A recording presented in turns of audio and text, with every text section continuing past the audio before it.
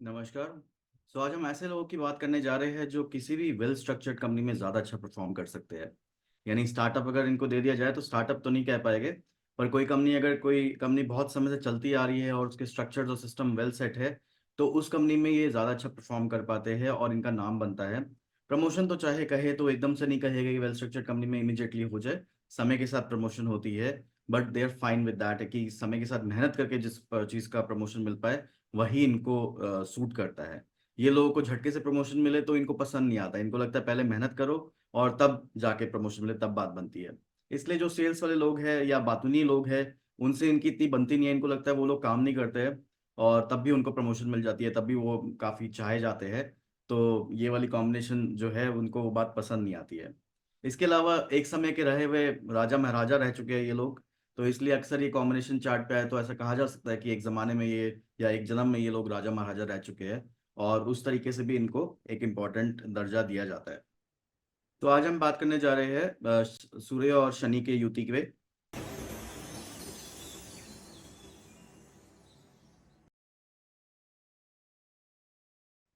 Welcome to solar science astrology. Solar science astrology में आपका स्वागत है। आज हम बात करने जा रहे हैं सन सैटर्न कंजंक्शन पे, जो एक बहुत ही फ्लरिशिंग कंजंक्शन है। समय के साथ किसी को बहुत अच्छे लेवल पे पहुंचाने का सिस्टम रखती है, पहुंचाने की ताकत रखती है। और एट द सेम टाइम ये कंजंक्शन ऐसा है कि ये किसी भी पर्सन को रंक से राजा बना सकते हैं और राजा से रंक बना सकते हैं। तो ये बहुत इंपॉर्टेंट फैक्टर बन जाता है इस कंजंक्शन पे। इस पे हम बात करेंगे आगे पर हम लोग इससे पहले समझ लेते हैं कि ये कंजंक्शन की वीडियो हम कैसे लेके जाएंगे। जैसे आज तक हम लोग जो वीडियोस बनाते आ रहे हैं अपनी कंजंक्शन सीरीज में, उसमें शुरुआत में हम लोग जो पॉइंटर्स है वो फीचर पॉइंटर्स की तरफ या characteristic pointers, traits, personality, psychology पे ज़्यादा फोकस्ड बोलते हैं। और आखिरी में जैसे जैसे वीडियो के लास्ट तक हम जाते रहते हैं, वहाँ पर हमारे पॉइंटर्स कन्वर्ट होते रहते हैं वास्तु पॉइंटर्स पे, रेमेडियल पॉइंटर्स पे, पेंडिंग कर्मा पॉइंटर्स पे, कार्मिक पॉइंटर्स पे, तो या स्पिरिचुअल पॉइंटर्स पे। सो इसलिए आप वीडियो के आखिरी तक बने रहिएगा ताकि आपको इस पूरे कंजंक्शन का पूरा रेंज समझ आ जाए और ये कंजंक्शन आपके चार्ट पे कैसे काम करती है वो समझ आ जाए। इसके अलावा अगर ये कंजंक्शन आपके चार्ट पे है और इसके अलावा भी कोई और कंजंक्शन आपके चार्ट पे है, तो और वो उसको आप देखना चाहते हैं, तो हमने एक लिंक डाल के रखा है अपनी प्लेलिस्ट का, ज्योतिष कंजंक्शंस करके, जहाँ पर आपके चार्ट पे इसके अलावा भी अगर कोई कंजंक्शंस प्रेजेंट है तो वो कंजंक्शंस को आप चेक कर सकते हैं और अपने बारे में ज़्यादा बेटर अंडरस्टैंड कर सकते हैं। तो शुरुआत करते हैं सन सैटर्न कंजंक्शन से। इनके साथ एक चीज ये होती है कि ये लोग जब भी किसी जगह पर या किसी पर्सन से बातचीत करते हैं, तो ये लोग अपने पास्ट में जो भी इनकी पोजीशंस होती है, जो भी कंपनी में ये काम कर चुके हैं या जहाँ पर भी इन्होंने कुछ अचीव किया हो, उस चीज को बढ़ा चढ़ा के या उस चीज को रिपीट करके बोलना पसंद करते हैं। जैसे कि कहा जा सकता है, काफी बार आपने सुना होगा एक रैंडम एग्जांपल में कि 1972 में लड़ाई में हमने इतना ये किया था, या 1972 की लड़ाई में मैं जीत के आया था, उस समय मुझे ये मिला था। ये जैसे अक्सर हम मूवीज में देखते हैं कि ऐसा कोई पर्सन बता रहा होता है कि कैसे एक जंग उन्होंने जीती थी और वो जंग सालों पहले मतलब जीती थी उन्होंने, लेकिन आज भी वो जंग उनके लिए इंपॉर्टेंट है। चाहे जंग वाला पॉइंट जो है वो सैटर्न और मार्स से ज्यादा एप्लीकेबल होगा, क्योंकि वहां पर भी यही चीज होगा, वो जंग के बारे में अपना बताएगा, पास्ट में एक जंग मैंने जीती थी। पर यहाँ पर एक जो एग्जाम्पल आप ज्यादा अच्छे से प्रोमिनेंटली समझ सकते हैं वो ये है, इसके अलावा वो ये एग्जाम्पल बन जाता है कि जैसे फॉर एग्जाम्पल आप किसी कंपनी में एक अच्छे पोजीशन पे थे, किसी कंपनी में आप डायरेक्टर रह चुके हो, किसी कंपनी में आप सीईओ रह चुके हो, किसी कंपनी में या आप एक सीनियर मैनेजर रह चुके हो, तो जो भी आपकी पोजीशन किसी कंपनी में अच्छी सी रही हो, और इवन आप एमडी रह चुके हो किसी कंपनी में, तो आपकी जो भी पोजीशन पिछली कंपनी में अच्छी रही हो, उस पोजीशन को आप बार बार हाईलाइट करते हो। जब भी किसी पर्सन को बता रहे हो तो कि मेरी लाइफ में क्या किया, या अपने पॉइंट को बताने की कोशिश करते हो कि मैं ये हूँ, मैं वो हूँ, तो जब अपने आप आपको लगता है दूसरा पर्सन आपकी बात को उतना एम्फोसिस नहीं दे रहा है, या अदरवाइज आपको लगता है कि मेरे पॉइंट पे ज्यादा बल पड़ेगा अगर मैं ये बात बता सकता हूँ कि मैं क्या क्या कर चुका हूँ लाइफ में, तो वो चीज से फायदा होगा, तो तब आप इसको शो ऑफ करते हैं या कहीं ना कहीं इसको प्रेजेंट करते हैं। अपने जो पोजीशंस जो आपके पास्ट की है उसको हाईलाइट करते हैं कि मैं ये था, या ये मैंने ये कर चुका हूँ, मेरी ये पोजीशन थी, मैं इस लेवल का बंदा था। तो उससे आप दूसरे लोगों को भी ये शोकेस कर रहे होते हो, कहीं ना कहीं अपने आप को भी उस बात का कॉन्फिडेंस दे रहे होते हैं, बिकॉज आपको ये फील आती है कि मैं मतलब अपनी लाइफ में ये चीज कर चुका हुआ, and it's a proven fact कि मैं एक पोजीशन पे था। ये इनके एक हैबिट बन जाती है, इनके स्टाइल स्टेटमेंट बन जाती है, वो इनका तरीका है। सेकेंड चीज इनके साथ में तरीका ये है कि ये लोग अपने पास ना पुरानी कंपनीज के विजिटिंग कार्ड्स भी संभाल के रखते हैं। यानी एक वास्तु वाला पॉइंट हल्का सा समझ लेते हैं कि मतलब जो पूरा इसी पॉइंट से रिलेटेड, कि पुरानी कंपनी जिस विजिटिंग कार्ड में इनका पोजीशन लिखा होता है और वो पोजीशन इनको बहुत पसंद होती है, उस चीज को संभाल के रखते हैं अपने पास इन अ फिजिकल फॉर्म। यहाँ पर फिजिकल फॉर्म थोड़ा ज्यादा एप्लीकेबल हो जाता है इंस्टेड ऑफ डिजिटल फॉर्म, क्योंकि आजकल लिंक्डइन में भी पॉसिबल है कि आप अपनी पोजीशन का डिजिटल फॉर्म रख सकते हैं। पर अदरवाइज इनके लिए फिजिकल फॉर्म या physical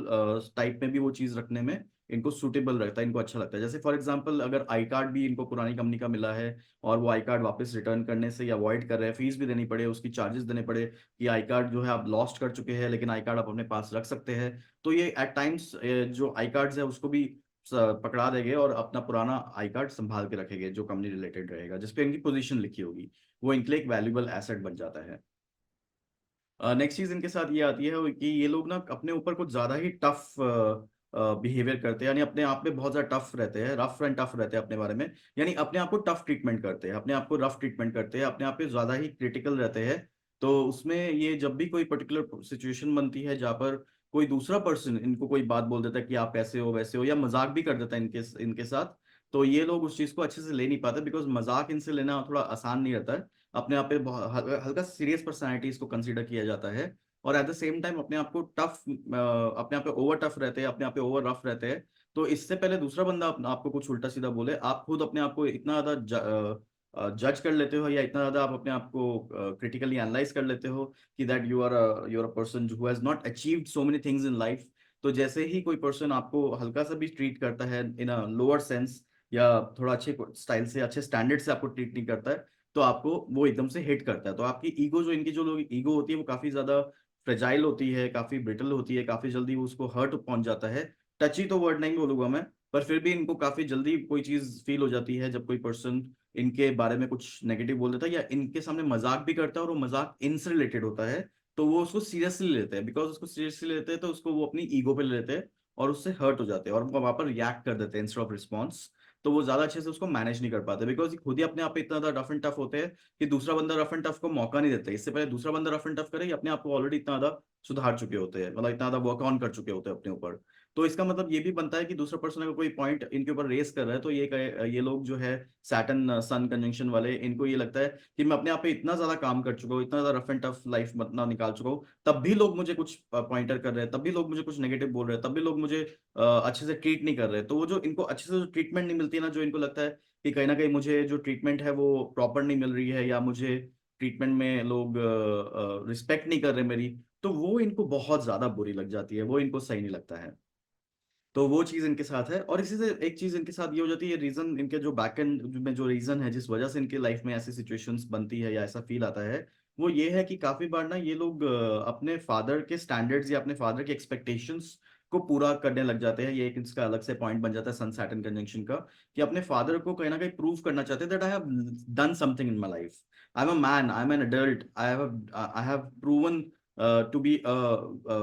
a useful adult. I have proven to be successful in my life. I have proven to my father and my father is proud on me. तो वो father का प्राउड होना आपके ऊपर, या फादर आपको कुछ बेटर बोल पाए, yes boy you have done this, yes you are adult now, yes you are man now, इतने सिंपल वर्ड्स में, इतने छोटे वर्ड्स में भी अगर फादर इनको कुछ बात साहब बोल देते हैं, तो इनको बहुत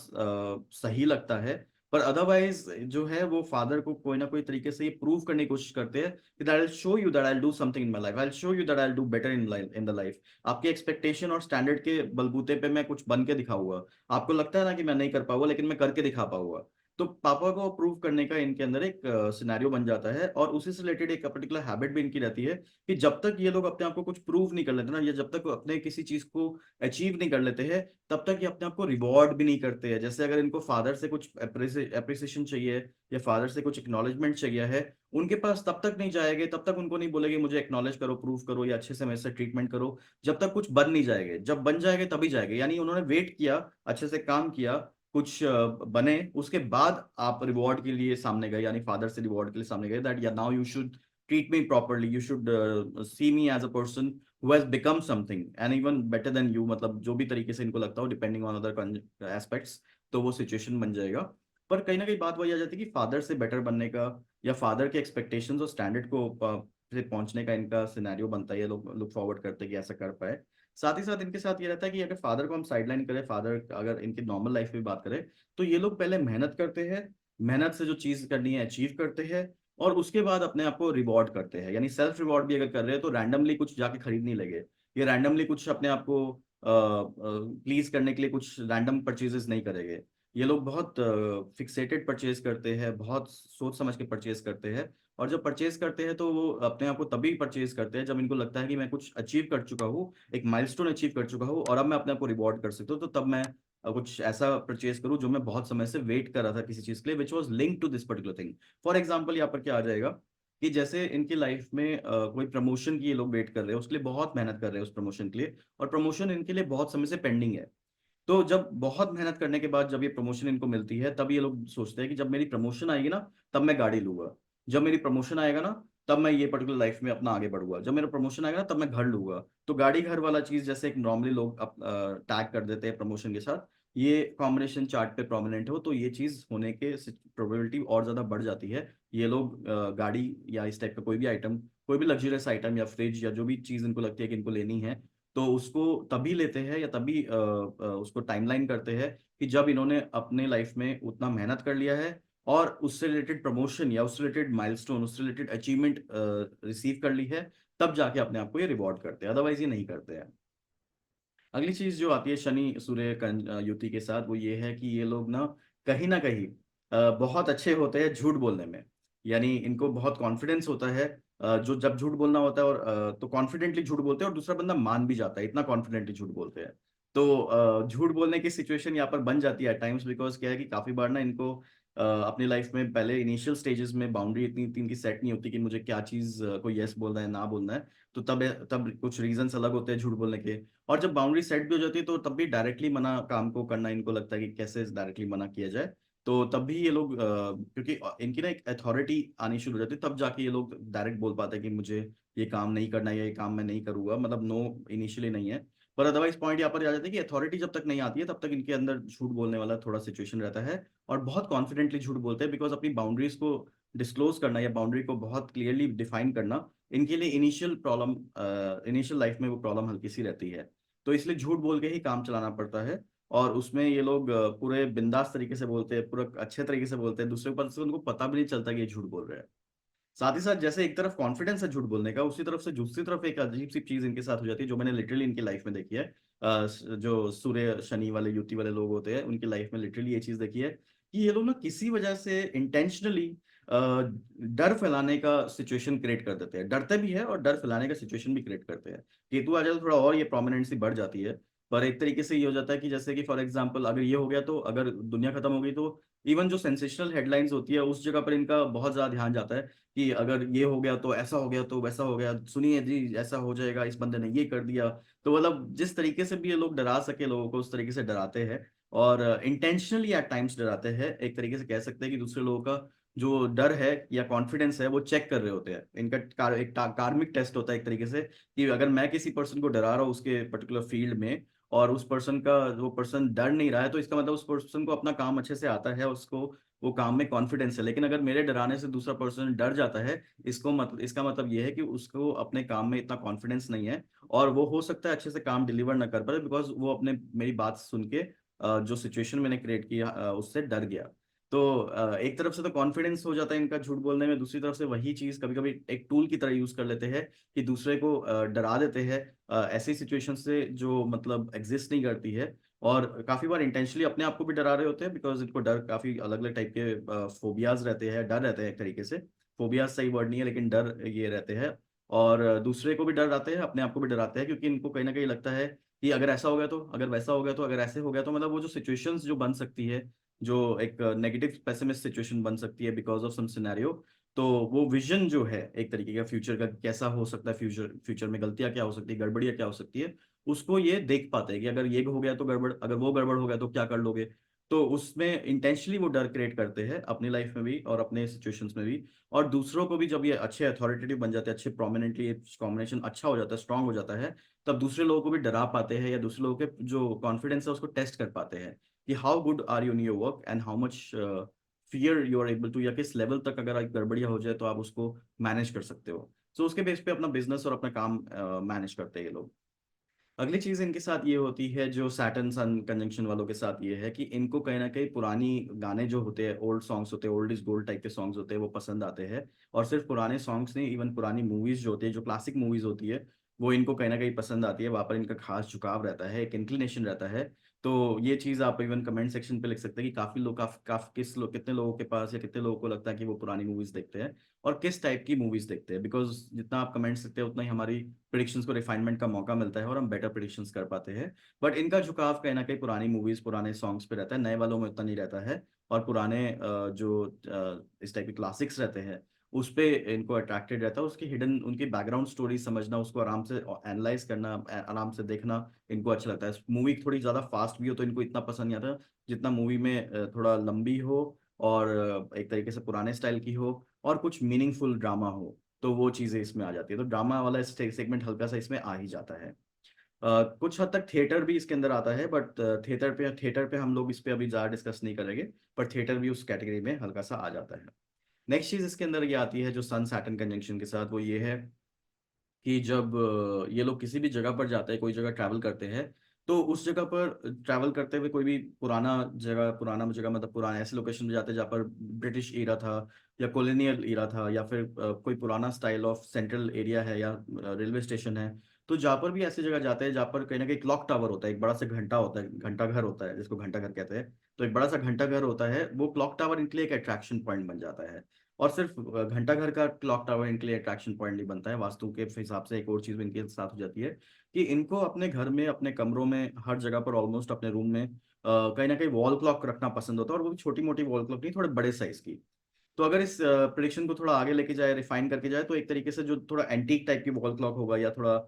रोमन स्टाइल में वॉल क्लॉक होगा, वो इनको अट्रैक्ट करती है। या कुकू स्टाइल में वॉल क्लॉक होगी, वो भी इनको अट्रैक्ट करती है। मतलब जो हल्का सा पुराने स्टाइल को मैच करे, जिसमें मैकेनिकल तरीके से, एनालॉग तरीके से जो वॉल क्लॉक होती है, वो इनको ज्यादा पसंद आती है। अगर राहु का एस्पेक्ट ना है तब ऐसा ज्यादा है, क्योंकि दूसरे एस्पेक्ट्स इसका वॉल क्लॉक का स्टाइल चेंज कर देंगे। क्लॉक तो तब भी रहेगी कि इनको क्लॉक रखनी है अपने यहाँ पर, क्लॉक तो इनको रखना ही पड़ेगा, क्लॉक की रिक्वायरमेंट इनको रहता ही है। और हर एक रूम में रहे तो और भी अच्छा है। लेकिन at the same time analog की तरफ ज्यादा फर्स्ट प्रेफरेंस है, लेकिन दूसरे अगर ग्रह साथ में एस्पेक्ट कर लेते हैं तो वो प्रेफरेंसेस डिजिटल की तरफ चला जाएगा या कोई और सिनारियो पे चला जाएगा। बट जो ब्लैक एंड व्हाइट तरीके से है वो है एनालॉग वॉल क्लॉक और बड़े साइज का वॉल क्लॉक। जैसे घंटा घर होता है वैसे इनको घर में एक नॉर्मल टिक टिक टिक वाली जो टक टक सेकंड्स वाली जो वॉच होती है वो इनको रखनी पसंद आती है।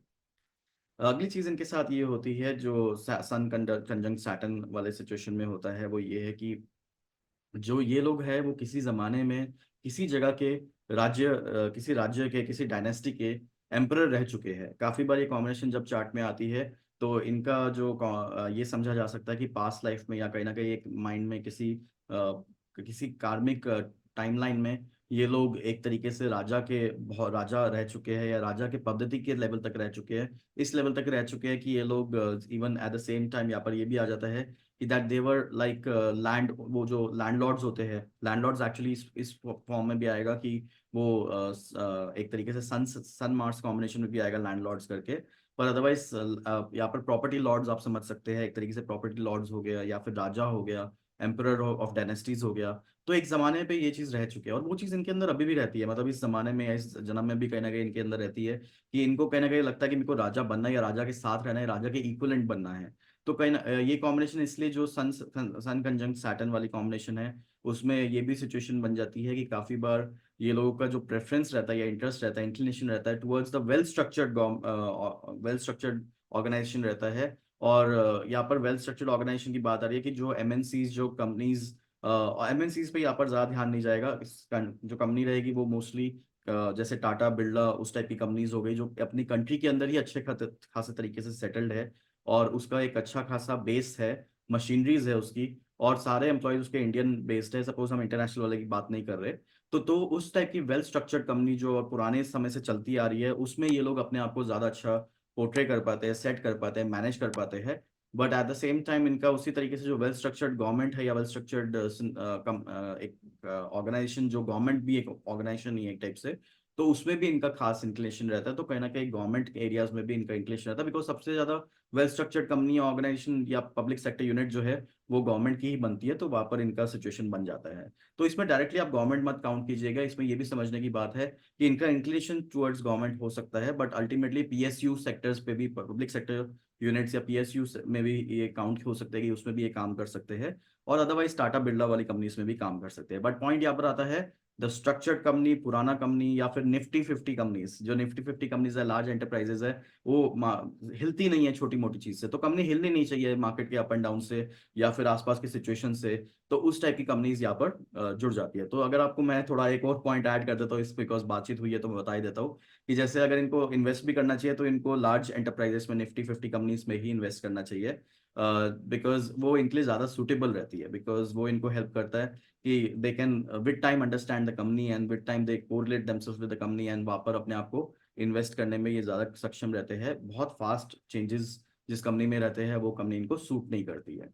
तो वो चीज यहाँ पर अप्लाई हो जाती है। सो ये हमारे कुछ पॉइंटर्स रहे हैं शनि युति सूर्य के साथ। अगर ये पॉइंटर्स आपके चार्ट पे हैं तो आप जरूर अपने अंडरस्टैंडिंग इस पॉइंटर से रिलेटेड या फीडबैक अपने पॉइंटर से रिलेटेड कमेंट सेक्शन पे लिखिए, ताकि हमें समझ आए कि कैसा आपको ये पॉइंटर्स आप पे अप्लाई हो रहे हैं और किस तरीके से ये पॉइंटर्स आप पे काम कर रहे हैं, और उसको हम रिफाइन कर सके। एट द सेम टाइम अगर आप एस्ट्रोलॉजर है तो फिर आप अपने क्लाइंट को ये पॉइंटर्स प्रिडिक्ट कीजिए, और वहां से जो भी फीडबैक आती है उसको आप कमेंट सेक्शन पे लिखिए, ताकि हमें समझ आए कि किस तरीके से ये पॉइंटर्स काम कर रहे हैं। अगर आपके पास ये पॉइंटर्स आपके चार्ट, अगर ये सपोज ये कंजंक्शन सन या कंजंक्ट सैटर्न आपके चार्ट पे अप्लाई होता है, तो आप लाइक बटन दबाइए, ताकि हमें समझ आए कि हमारे जो ऑडियंस है उसमें कितने सारे लोगों के पास ये पर्टिकुलर कॉम्बिनेशन है। और एट द सेम टाइम जो भी लोग जो भी लोगों को आप जानते हैं एज अ फ्रेंड जिनके चार्ट पे कॉम्बिनेशन है, उनको ये वीडियो शेयर कीजिए, ताकि वो लोग भी कमेंट सेक्शन पे लिख पाए कैसे उन पे ये कॉम्बिनेशन अप्लाई होती है, and we can improvise this predictions to utmost refinement, वो पॉसिबल हो पाए। अगर आपको ये कंजंक्शन वीडियो पसंद आ रही है और ये कंजंक्शन आपसे मैच कर रहे हैं अच्छे से, तो हमने ऐसे ही करके कंजंक्शन कोर्स हमारा चल रहा है, जिसमें हमने 3000 से ऊपर प्रेडिक्शंस अब तक दे चुके हैं अलग अलग कंजंक्शंस पे। आप उस कंजंक्शन कोर्स को ज्वाइन कर सकते हैं, उसका लिंक हमने डाला हुआ है। सो उसके बेस पे आप लोगों को अपने बारे में और अच्छा पता चल सकता है, और अगर आप प्रिडिक्ट करते हैं, आप एस्ट्रोलॉजर है, तो आप अपने क्लाइंट को एक बेटर प्रिडिक्शन दे सकते हैं। साथ ही साथ इससे आपकी गाड़ी शुरू हो जाती है कम से कम। सो आप एक तरीके से दूसरे पर्सन को कॉन्फिडेंस दे सकते हैं कि आपको आती है ज्योतिष, और एट द सेम टाइम आप जब प्रिडिक्ट कर रहे हैं तो प्रिडिक्शन उसके चार्ट से मैच कर रही है, और वो पर्सन जिसको आप प्रिडिक्ट कर रहे हैं वो खुश हो रहा है उस बात से। तो उसके बाद ऑफ कोर्स आप चार्ट की गहराई तक जा सकते हैं, बेटर प्रेडिक्शंस कर सकते हैं, तो भी आपको काम आता है। तो या तो अपनी लाइफ को बेटर अंडरस्टैंड करने के लिए और इम्प्रोवाइज करने के लिए, या फिर अगर आप एस्ट्रोलॉजर है तो उससे आप अपने क्लाइंट्स को बेटर प्रिडिक्ट करके और अपने प्रिडिक्शंस को इंप्रूव करने के लिए इस चीज़ को यूज कर सकते हैं, और हमारे कंजंक्शन कोर्स से अपने आप को बेटर इस जर्नी पे लेके जा सकते हैं। So thank you for your time, take care, bye.